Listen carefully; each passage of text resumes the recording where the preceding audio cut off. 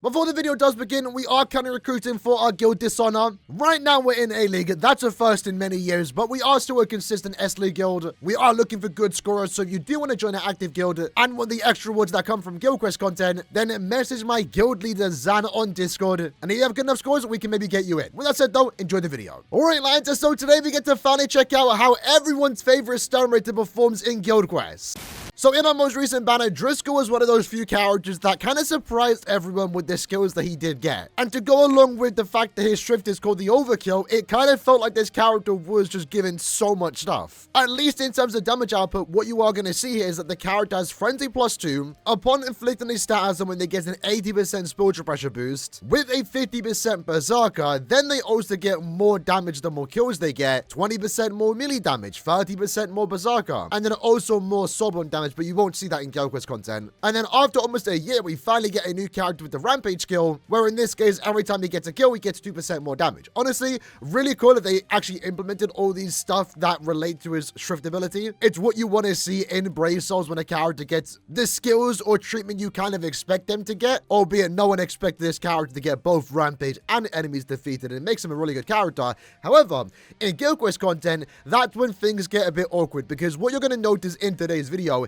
his strong attack kit, and we called this before the character came out, it's just not that good for guild quest content. For a character as stacked as he is with all these skills, you would kind of expect the character to get similar clear scores to other great characters like Fautosenji Budwa Byakuya, maybe even the new Fautosenji Budwa Ichigo. But ultimately, the strong attack kit is what kind of holds him back. And with how I'm going to be using this character in guild quest today is that we're using him as a main, Soifon as a side, because remember, if you aren't already aware, when Driscoll inflicts Lacerate Plus, it still allows a character like Soifon to inflict her normal stat augment, which is actually paralysis and also weakening. So in some cases, if I get a stat augment alongside Soifon, we're both getting a spiritual pressure boost, and then I as Driscoll will be doing more damage to lacerated enemies, but I might also be able to take advantage of the weakening effect where I'm able to do 50% more damage. But Soifon's also just a good damage dealer, and also most importantly, the team booster, so that's why she's mainly here. Of course, in any situation, if we are using a Quincy, we're also then going to use Gremmy alongside the Mugetsu Soul Tray. That way we can get an extra 40% strong attack damage,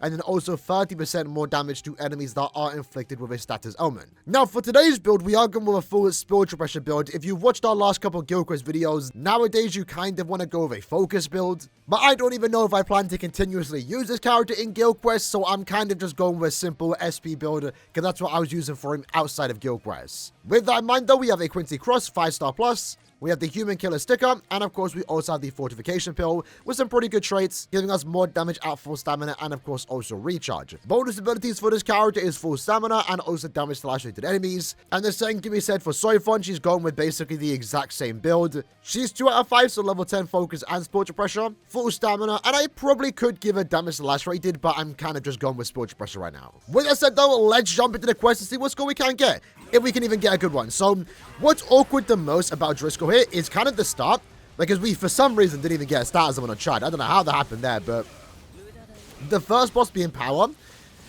it's supposed to work in our favor because we are a technique character, but his damage output is kind of low at the start, and obviously then it later builds up. Now in this case, my strong attacks are all over the place right now, but you'll see the character's kind of awkward to use, and we don't really have a good knight character to use alongside him.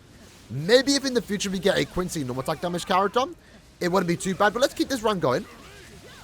One thing that you should notice with Driscoll, by the way, is this SA3, which surprisingly isn't as bad as I thought it would be, because you can't charge it in between phases, and that's why ideally we haven't been getting any normal charge strong attack freeze for quite some time.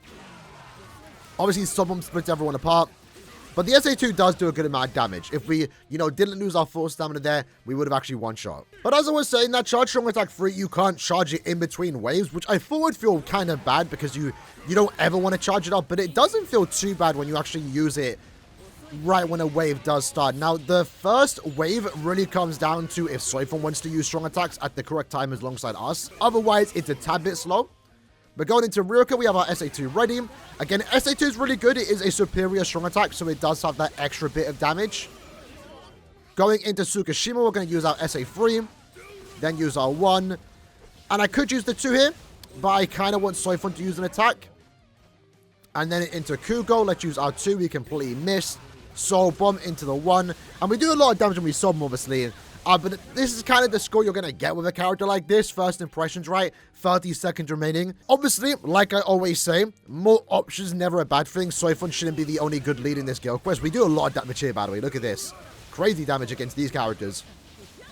More options never a bad thing. So I don't dislike, I'm not like super disappointed this character can't outperform Soifon to a certain extent. More options in general is just good. But even in a hypothetical situation where he could get a really good score, I don't know if I'd even want to use him over Soifon. Because if your main goal is just to clear once and be done, this character's good enough. If your main goal is to try and get a higher score as possible, which might result in a few resets, I definitely would prefer to use Soifon over someone like Driscoll. But like I said, maybe that would change in the future. Maybe if we do get a new normal attack damage character with a team boost and they are a Quincy, then they can actually get the benefits from someone like Grammy as well. And then some of the problems that we are seeing here with this team in particular, maybe it's not the best team, but it's a team that I'm working with right now with Driscoll, is that there are sometimes we have leftover HP, where maybe if we had a normal attack damage character to finish up the enemies, we would have to, you know, spare a strong attack or two. But let's use our SA2 into the 1. Pretty good start thus far. Let's use our 3 into the 1. Okay. This is looking good. SA2 into the 1. Soifon again, you can see that got our status proc.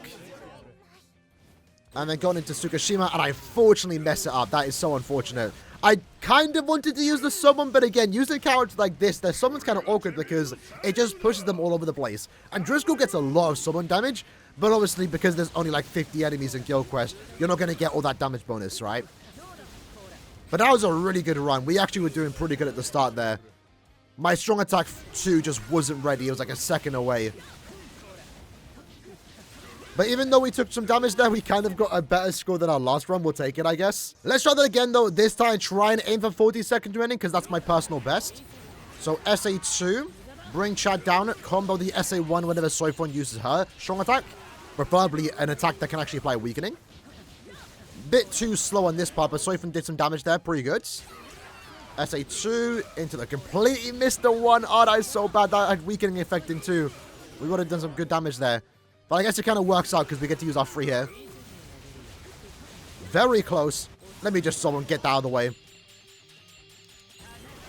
SA2. 39 again. I maybe should have used my summon a tad bit faster there. This is going to be the 40-second run though that we need. So again, strategy, use our SA2. That, oh, really good down on Soifon using the SA3, although I think she just wasted her SA1. A bit slow on the SA1 there. This is going good. SA2 up. Oh, wow. Okay, this is actually going really good. Maybe didn't need to use my SA... Oh, hold on. So now everyone's kind of spread apart. Hey, yo, hold on. SA3 into the 1. Damn, okay. Maybe Driscoll isn't too bad. That was actually pretty good. That was actually a pretty good run. Probably the best I can get with Driscoll right now. I'm actually really happy with that run. Everything kind of just went perfect there. But I'll be honest, that takes like 30 minutes to reset. And maybe I could have got a faster score if I just spent those 30 minutes resetting with Soifon, you know? And obviously we take down Kugo there. The thing that slowed us down there was the 4th wave. And maybe I shouldn't have used my summon right away. But unfortunately, had no strong attack ready. We were clearing too fast there. And I didn't want to take any damage there, so it kind of just felt like I had to use my soul bomb. If it was possible for him to get that extra 160% devastation amongst these 5 waves, that would have been really good. We could have maybe actually solo nuked there. But I guess in a good run, you're looking at 45 seconds remaining with Driscoll, which isn't bad to be fair. But again, I think it's the whole process of resetting with Driscoll. It doesn't feel that good. Again, I'd rather use Soifon. And again, I don't think it's a bad thing. I like having more options in Guild Quest. I'm fine with having both characters. And I'm also fine to continue using Soifon. Because you'll look here, right? The only other good characters is basically Driscoll. Like, I know I'm kind of being nitpicky here with his performance. And that's only because he has an insane set of skills here. Otherwise, it wouldn't be that big of a deal. But this Guild Quest, to be fair, has always been, if you don't have Soifon, you're going to struggle heavily. Because you could use the other Soifon. You could use Mashiro. But they're not that good. Let's go in the same week so you have multiple characters you can use. And it is kind of funny to see people using Byakuya as the main character. That's how it is, right? You only have 2 good characters here. When it comes to the auto-played characters, they're getting better. We're getting more NAD characters in this week. We have access to a decent amount. And you can even now use Soifon as a side, right? But yeah, that's basically the video for today. Trying out Driscoll, the overkilled.